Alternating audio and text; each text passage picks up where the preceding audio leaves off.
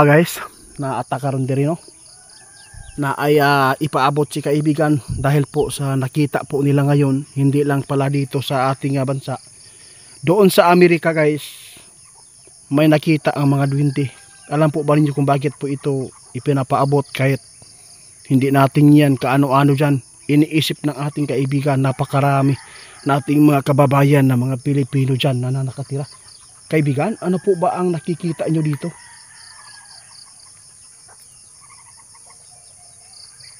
Ha?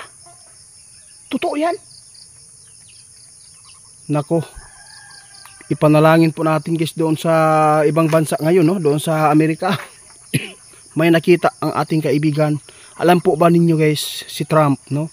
Hindi nyo alam pa ang katotohanan dito. Nakita ng ating kaibigan, hindi maganda po ang mangyayari dyan. Sa lahat po ng mga kababayan po nating Pilipino dyan, nasa inyo lang po.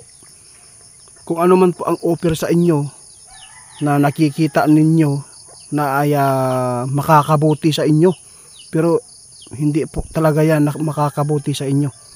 Isa din po itong linlang din po ito sa Diablo, no?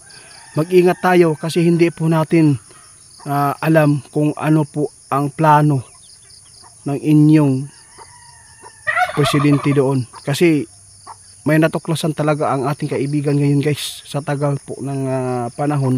Ngayon pa nila nakita. Hindi ko lang sasabihin, no, kung ano po ang presidente ninyo dyan. Basta sana ay yung mga Pilipino nating kababayan, wag po kayo magpadala kung ano man po ang pananakot na gagawin.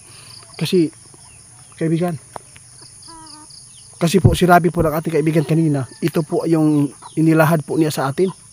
Totoo talaga to kaibigan? Ha? Bakit po ito na mangyayari ito sa kanila? Sos! Guys, nakakatakot talaga. Kayo na lang po ang maghusga dito, ha.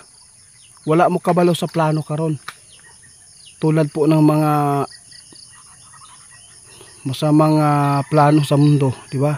Alam po ninyo guys, yung mga tao lang talaga ang gumawa ng mga ganito. Yung mga taong mga sinasanayban na ng demonyo, yung mga kapangyarihan nila ay hindi na po na itukma ng nakasulat sa Bible guys. Kaya mag-ingat tayo dahil po ngayon marami ng Diablo ang lumabas.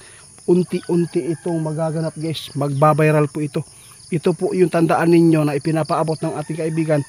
Dumating ang panahon guys dyan sa Amerika na maraming matulad doon sa Sweden. Yun po ang ipaabot ko ngayon para po maintindihan ninyo kung bakit ito napaabot ng ating kaibigan.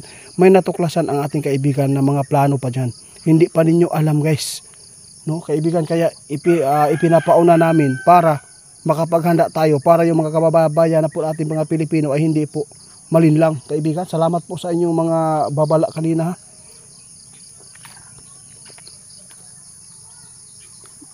Basta ang giingon ni kaibigan guys, amping mo karon tungod kay sa kadaghan naman o Diablo na nahitabo karon, ginagamit gyud ang mga tao, mga ma-impluwensya diri sa kalibutan. Alam po ninyo, pag nahawakan po talaga yung taong ma-impluwensya dito sa mundo natin, posible itong maraming mga tao na sumunod sa kanya. Kaya mag-ingat po tayo mga kababayan natin. Ito siguro guys ang tandaan natin na mas maganda pa na mamuhay tayo na kahit po ay mahirap, dukha, kaysa ipagpalit natin daw ang ating kaluluwa sa Diablo. Kasi magpakailan tayo na manirahan sa dagatang apoy. Grabe si kaibigan guys, para siyang ano dito kaibigan. Salamat jud kayo kaibigan, ha, sa mga paalala guys. Kami po ay humihingi sa inyo ng tawad kung bakit ito napaabot namin. Hindi man namin ito ginawa para lang manakot. Ang sa amin lang mga pauna na talagang maganap ito, at huwag tayo magpalinlang, no? Kung mayroon kayong mga pira dyan,